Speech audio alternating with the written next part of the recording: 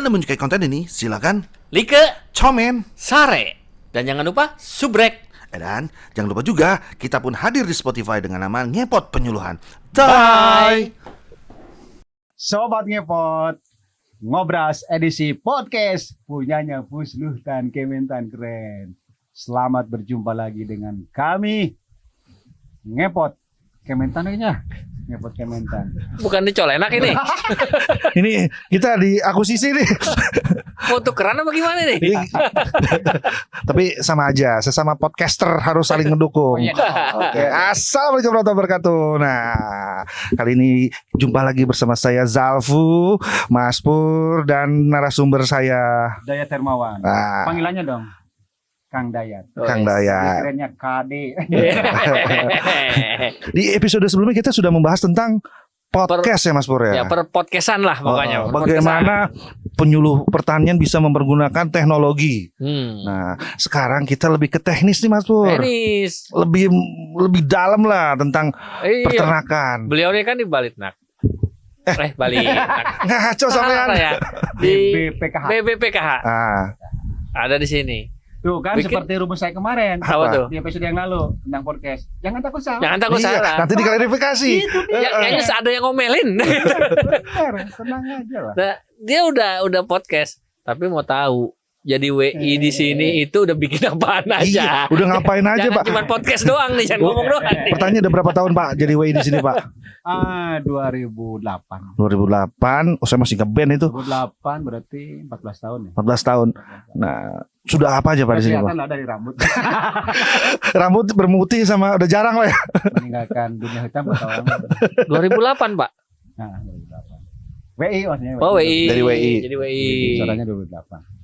Jadi Bidai Suara itu profesi modal ngomong memang. Ngebacot juga sama aja. Iya namanya. Seperti yang kemarin kita bahas nih, yang modal ngomong tuh WI, Bidai Suara, dosen, guru, Guru. penyuluh, Ustadz. ustad, Ustad. ngomong. Iya, Ngomong cuma Ngomong itu ilmu gitu ya. ngomong ilmu lah. ngomongnya ada isinya. Ada isinya. Nggak kayak kita cuma ngomong doang Mas Pur. Ada isinya juga. Ada isinya juga. Nah, di episode kali ini apa yang mau kita bahas adalah pakan Produk. ternak nih, produk Iya. dari Kayaknya baru Cinegara. nemuin lagi nih dari Iya Cinegara. nih. Apa ion-ion positif yang tersinggung bukan ya? Sebelumnya ada yang bahas teknis nggak? Episode Teknis ada. nggak ada perdana ini ya, Teknis tapi dari petani. tani. Iya maksudnya ada kan? Bikin malah dia praktek bikin bikin pupuk organik. Oh, iya. Gimana dicampur ini gitu teknis. Takutnya salah gitu saya ngomong teknis di Nggak apa-apa salah kan. Nanti diklarifikasi juga. Ntar ada yang ngomelin. Nah, Pak Dayat coba apa yang mau diperkenalkan nih Pak Dayat? Begini, Bang Jalpo, Mas Pur. Kebetulan saya itu Widai Suara kan punya spesialisasi. Spesialisasinya adalah pakan dan nutrisi ternak. Jadi bukan ikan, Bukan ternak, ternak ya, bukan mancing ya. bukan. Itu mah bikin umpan. Mas Pur tahu nggak mancing bahasa Sundanya apa? Apa tuh? Ngusup. Iya, gue tahu tuh Yusuf. Iya, iya. Nah, kebetulan spesialisasi adalah di pakan. Oke, karena begini, ini sih ya memperkenalkan saja ke teman-teman sobat tani, sobat ngepot nih, bahwa pakan itu di usaha peternakan atau agribisnis peternakan itu mengambil porsi biaya operasional tuh hampir 70%. Wow. Besar ya Kalau biayanya produk A100, Hmm. ya 70 rupiah tuh dari pakan doang. biayanya. Iya dong, Besar ya. besar. Heeh. Kalau hidup juga makan kan. Iya, saya kayaknya 120% deh. Lebih boros. Lagi, lebih gede lagi kan. Lebih boros lagi saya. Gede lagi. Apalagi kapasitas abdomennya tuh Instan. khususnya panjang. Jadi untuk mensiasati, memperkecil biaya operasional nih Mas Pur, jadi bisa diambil strategi di teknologi pakannya. Oh. Itu salah satunya adalah untuk memperkecil biaya operasional Menekan ya. peternakan apapun. Tapi ternaknya tetap kenyang. Oh iya. Yo. Kalau hukumnya itu harus tetap berlaku, artinya sesuai kebutuhan. Kan. Apapun kebutuhannya, volumenya, volume itu banyaknya lah. Kemudian nutrisinya, nilai gizinya. Nilai gizinya. Tetap harus sesuai kebutuhan ternak. Oh, Ya, ternak tidak. aja nilai gizi. Jangan. Ribet. Jangan kayak saya, asal kenyang doang, tenaga doang, karbohidrat, proteinnya nggak ada. Itu yang keluar keras biasanya. Bahaya. Karakternya. Sobat colena. Sobat ngepot. Maksudnya yang keras itu yang keluar karakternya. Itu gara-gara karbohidrat doang. Jadi gitu. Jadi pakan itu enggak jangan diabaikan karena ada begini Mas Pur, Bang Jalpu dan sobat ngepot nih. Ada 3 faktor secara teknis ya yang harus diperhatikan oleh teman-teman peternak nih, terutama calon-calon petani milenial nih. Milenial yang akan menjadi petani harus ada 3 faktor tidak boleh diabaikan. Dan itu harus menjadi syarat mutlak, harus bisa dikuasai. Pertama adalah masalah bibit. Bibit. Ya, bibit. Kan orang kalau mau kawin juga itu. Bibit bebet bobot. Dia. Bibit naon? Bebet. Oh nggak tahu lah kan istilahnya sering denger gitu aja. Kalau bobot kualitas, keturunan. Kalau bibit asal, kalau bebet asal dan kualitas. Ya, udahlah, Jangan sampai saya buka internet dulu nih Pak. Jangan bahas kawin. Jadi pengen kawin kan. Yang pertama adalah bibit. Artinya kualitas bibit itu harus betul. Terus yang kedua tentang faktor yang kedua adalah pakan. Pakan. Nah, kenapa ini pakan bukan makanan? Karena begini. Kita ini manusia dan ternak kan beda. Ya. Ya, beda. Bedanya di mana? Kita tuh kakinya 2, ternak kakinya 4 ya bukan. Kita dikasih akal gitu, ternak enggak. Artinya istilah pun kita bedakan. Itu terima kasih untuk ahli yang pertama kali menemukan istilah pakan nih. Karena dalam bahasa Inggris pun ternyata berbeda loh. Apa tuh? Makanan bahasa Inggrisnya apa? Food. Nah, kalau pakan Food. feed. Feed. Bibit. Kalau makanan tuh FOOD. Nah, Kalau pakan FEED. Feed. F. Feed me. Pit lempit lah nih. Feed. Itu beda, Inggrisnya beda. Ini kayak jadi ngepot edisi Pasundan lama-lama di sini. Jadi feed ya bahasa Inggrisnya, pakan. Itu faktor kedua pakan. Faktor ketiga adalah cara memeliharanya atau manajemen lah secara umum, cara memeliharanya. Termasuk di situ cara frekuensi memberikan pakan, terus menangani kesehatannya, terus cara memanennya, ada itu di cara memeliharanya. Jadi 3 faktor itu tidak boleh diabaikan dan itu harus dikuasai betul. Harus benar-benar sesuai dengan porsi. Maksudnya jumlah ininya harus segini gitu Pak. Yang faktor 3 tadi, yang bibit, pakan, manajemen, itu adalah faktor yang memang harus dikuasai oleh seorang peternak. Misalnya si A mau beternak ayam, bibitnya harus tahu kualitas bibitnya, pakannya harus tahu juga tentang pakannya, terus cara meliharanya juga harus benar. Karena begini, ini tidak bisa dibohongin nih Mas Pur. Kalau peternak tuh nggak bisa dibohongin. Misalnya begini, ternak kualitasnya bagus, bibitnya bagus, pakannya bagus, tapi cara meliharanya asal-asalan. Itu harus hakul yakin produksi atau produktivitasnya tidak akan optimal. Yakin itu. Karena ada dari 3 Karena cara meliharanya salah. Ya. Atau begini, bibit bagus, cara meliharanya bener, oke lah. Tapi pakannya jelek, itu juga nggak bakal optimal. Berarti 3 poin itu harus terpenuhi ya. 3-tiganya harus selaras, beriringan, berimbang. Jadi nggak cuma tanaman aja katanya Pak, pupukan berimbang. Peternakan juga berimbang. Iya. Peternakan 3. Nah, itu bagi teman-teman peternak yang memang mau beternaknya hanya sekedar hobi. Hobi itu artinya tidak memikirkan keuntungan lah. Itu cukup 3 faktor itu cukup. Tapi bagi peternak yang mau mengambil keuntungan dari beternaknya, itu ada satu lagi faktor yang diperhatikan. Faktor 4. Apa lagi tuh? Kebanyakan faktor ya. Pasar. Harus ada yang beli. Market.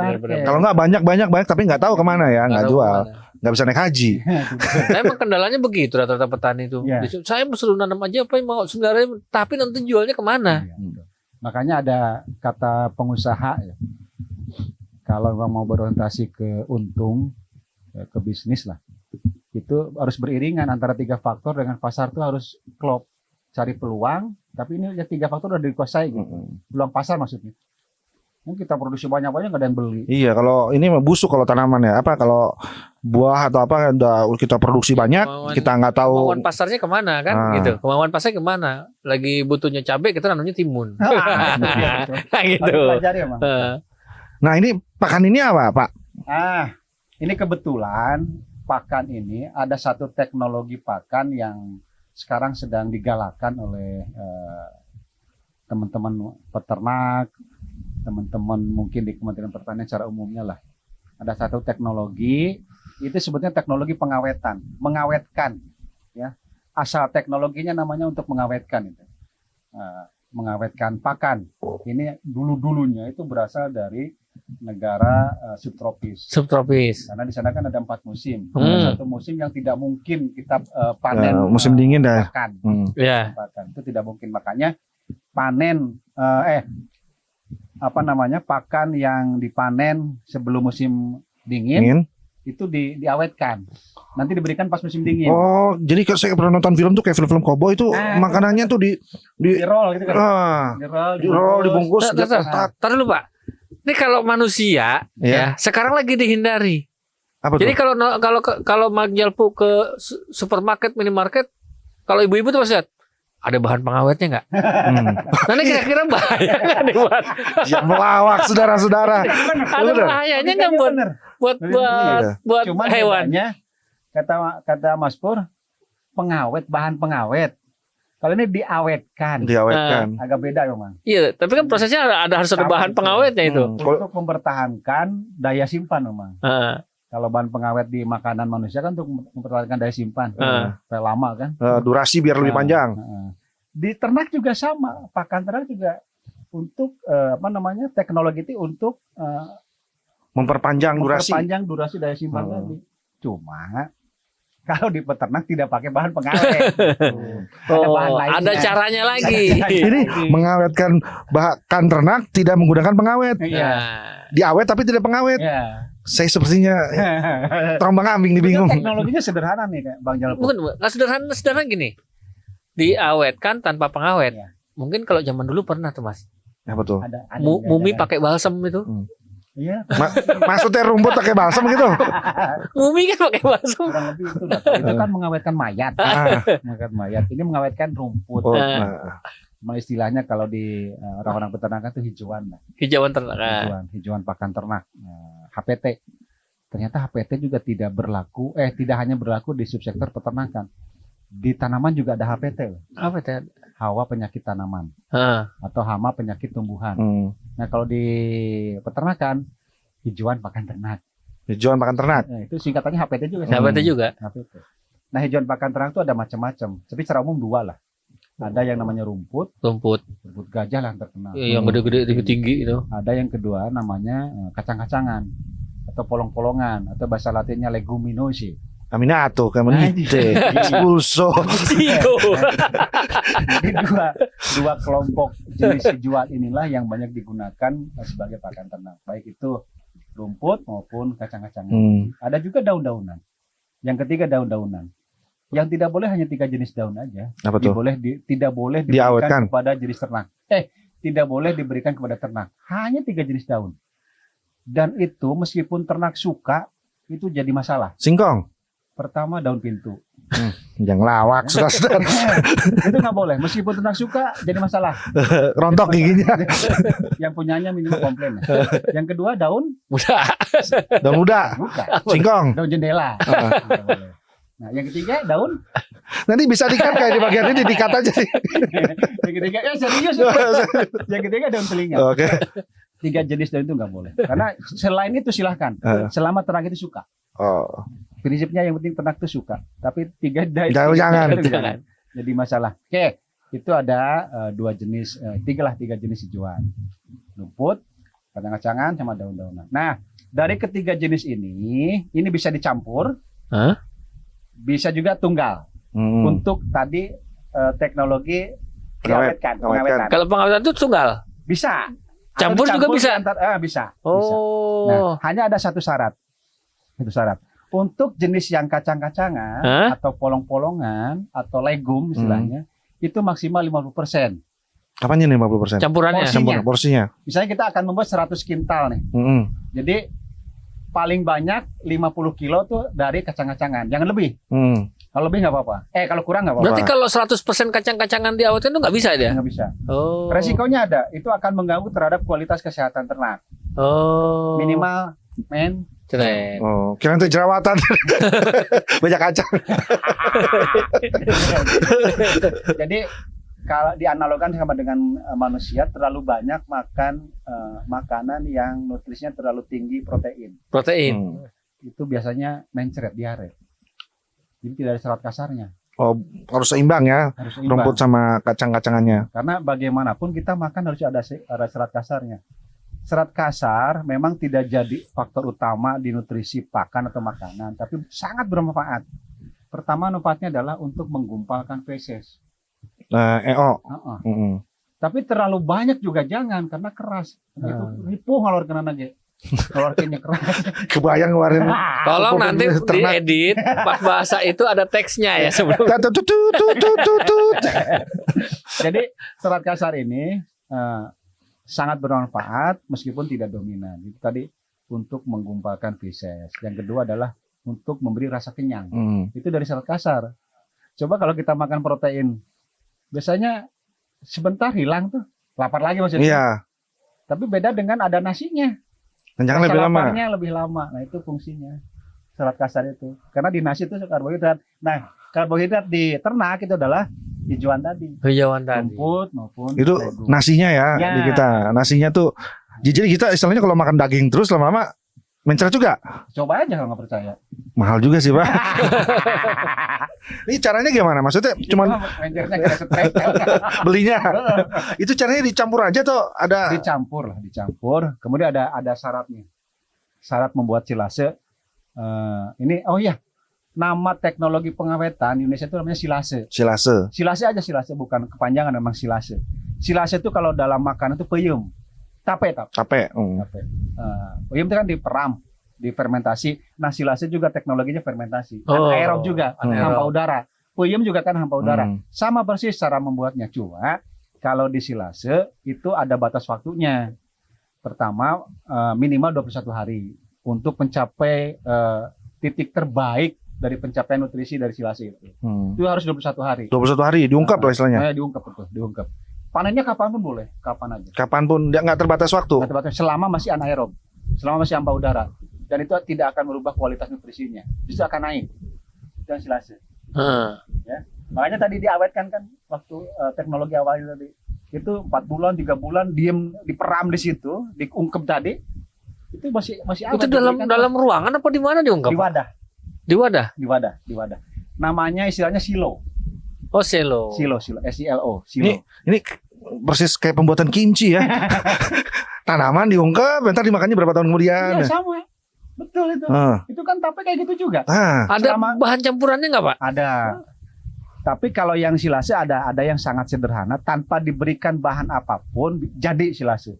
Hanya diungkap hampa udara. Ya, karena di dalam tanaman itu, di dalam pakan itu yang masih segar, itu pasti ada bakterinya kan? Ya. Bakteri itulah yang akan nanti mempertahankan kualitas si nutrisi bahan asalnya. Oh, Tidak jadi harus ditambah, nggak apa-apa. berarti ini nggak selamanya bakteri itu jahat. Iya, ini bakteri yang menguntungkan. Jangan nyebut merek. Nggak selama cinta itu menyakitkan. Bukan bakteri patogen lah. Tapi bakteri yang menguntungkan, bakteri pengurai tapi yang menguntungkan. Nah, ditambah boleh, itu malah dianjurkan karena untuk istilahnya melengkapi nutrisi dari bahan baku tadi. Apa tambahannya itu, Pak? Bahan tambahnya pertama syaratnya adalah harus dari bahan karbohidrat mudah tercerna istilahnya. Contoh karbohidrat mudah tercerna itu adalah dedak. Dedak. Oh, dedak. Makanan dulu tuh. Pakai begatul boleh tapi terlalu mahal. tidak. Atau dedak gandum polar. Dedak yang buat itu ayam itu? Iya. Huh? Kemudian ditambahkan lagi atau bisa juga memakai molase tetes debu. Boleh. Bisa juga menggunakan tepung jagung. Salah satu aja pilih itu ya. Salah satu aja. Mau digabungkan semuanya boleh. Sekaligus boleh. Molase seperti bikin pupuk organik atau? Dicampur molase kan gitu juga. Terus tebu. Bikin molase. Hah? Enggak. Kan saya ngeliat di video tuh gitu. Bikin Ada pupuk organik, bisa juga. jerami dikasih molase. Gak apa-apa, sebarkan aja Mas Pur. Nanti kalau salah diklarifikasi. Mungkin kalau untuk pupuk ini mah saya bukan ahli pupuk ya, tapi hanya berbicara mungkin aja. Karena di molase ini kan karbohidrat kan. Iya. Molase ini karbohidrat. Mungkin Mikroorganisme bahan baku, lokal kan itu. media bahan makanan untuk bakteri. Iya benar. Ya. Pertanyaannya ya Pak Dayat, perbedaannya dikasih pakan biasa sama pakan yang sudah tadi difermentasikan ya apa ya? Itu Silase sih. ada perbedaan nggak? Apa lebih dia akan lebih cepat gemuk kah atau apakah gitu? Yang jelas nutrisinya akan lebih baik dari pakan segar. Lebih sehat berarti itu sih. Insya Allah lebih sehat. Lebih- Ternaknya. Susu ada pengaruh ke susu? Produksinya akan lebih tinggi. Oh, lebih menguntungkan Baik berarti. susu maupun pertumbuhan atau daging akan lebih tinggi. Dan palatabilitasnya lebih baik. Silase rasanya lebih enak lah. Oh. Karena tadi lebih beragam. Apalagi dicampur berbagai macam bahan tadi dedak, jagung. Ini konotasi lebih enak. Emang udah dicicipin Pak? Udah. Benar. Karena begini nih sobat ngepot, sobat tani. 2 minggu yang lalu atau seminggu yang lalu kami panen silase. Namanya Sigaver lah. Kami menamakan Sigaver ini produk sendiri nih. Oh. Sigaver itu singkatan dari silase rumput gajah dan legum indigofera. Wow. Panjang ya. Sigaver. Silase gajah vera lah. Indigofera. Sigaver. Nah kemarin baru panen. Jadi kami membuat beberapa formula. Formula pertama, formula rumput gajah 70%, silase indigoveranya atau legum indigoveranya 30%. Kemudian yang kedua 50-50. Gajah 50%, indigofera 50%. Itu begitu panen baunya beda. Dari bau aja udah beda. Yang 50-50 itu lebih wangi. Kenapa? Karena dari bahan baku yang sumber protein dari kacang-kacangan, dari polong-polongan, dari legum. Baunya. Dirasa, kalau rasa kecut semuanya. Rasa peyem lah. Nah, Asam. asam. Kemudian kami juga tes dengan pH meter, memakai kertas lakmus. Kalau itu pH-nya hampir sama, asam di bawah 5, 4,7, 4,8 kemarin kami tes itu kan asam. Artinya bahwa silase itu benar silase, asam, sama dengan tape lah asam. Dan itu syaratnya memang harus asam. Bahwa silase tandanya jadi itu salah satunya ada asam. Asam. Berarti untuk menandakan bahwa si pakan itu sukses terfermentasi dengan baik, itu asam. Kalau dari bentuk fisik Pak, misal udah jadi ada warna berubah kah atau apa? Kalau warna tadinya dari hijau segar, itu akan berubah ke hijau kecoklatan. Hijau kecoklatan, Iya. nggak sampai kering gitu nggak? Enggak, justru gini. Ini syarat tadi ya. Pertama disimpan 3 minggu, kedua anaerob, terus si bahan bakunya atau hijauannya tadi harus dilayukan, dikeringkan dulu. Jangan segar. Kalau segar nanti malah becek si silasenya, lembek, hancur. Jadi sebelum dia dikeringkan dulu, baru diproses. Baru diproses menjadi silase. Silase. Nah nanti jadinya itu tetap ada air-airnya gitulah. Nah, tapi nggak becek. Tetap nyemak-nyemak gitu lah. Nyemak lah betul. Namanya istilahnya nyemak. Dan itu salah satu yang bagus itu. Jangan pikir yang lain, nyemak-nyemak. Saya tahu otakmu Mas Pur. Nah, sekarang pertanyaannya lagi Pak Dayat. Ini produk ini emang diproduksi sendiri atau memang diperjualbelikan oleh teman balai atau apa? Kalau yang Sigaver itu untuk sendiri. Diproduksi sendiri. Dan nanti untuk sobat ngepot, sobat tani, silakan memodifikasi sendiri formulanya. Oh jadi istilahnya formula dasarnya kayak gini untuk para sobat tani atau peternak-peternak lain di sana, di luar sana yang ada dari Amerika sampai Alaska bisa modifikasi sendiri ya. Yang jelas silase ini sudah banyak digunakan oleh teman-teman peternak dan itu hasilnya alhamdulillah bagus ke ternaknya. Jadi produktivitasnya alhamdulillah membaik.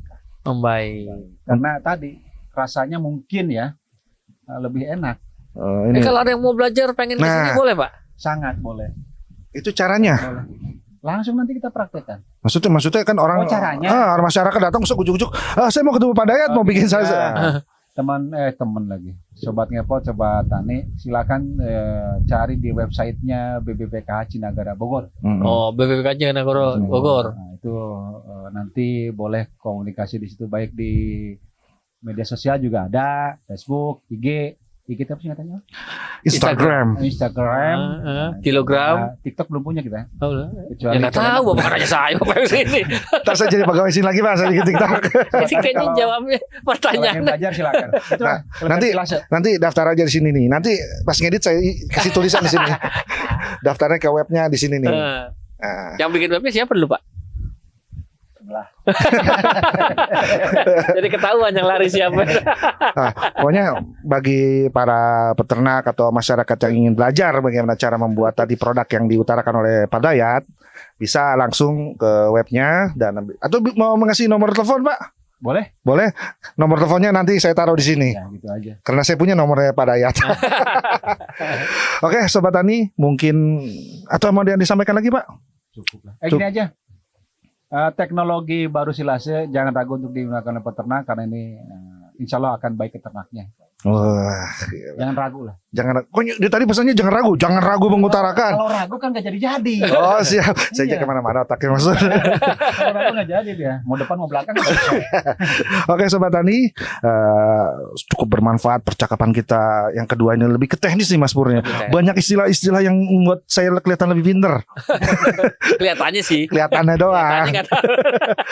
Oke, sampai di sini. Jumpa lagi bersama saya di episode berikutnya. Saya Zalfus Sandiwana dan rekan saya Purwanto dan bintang tamu saya Kang Dayat. Sampai jumpa di ngepot berikutnya. Bye-bye.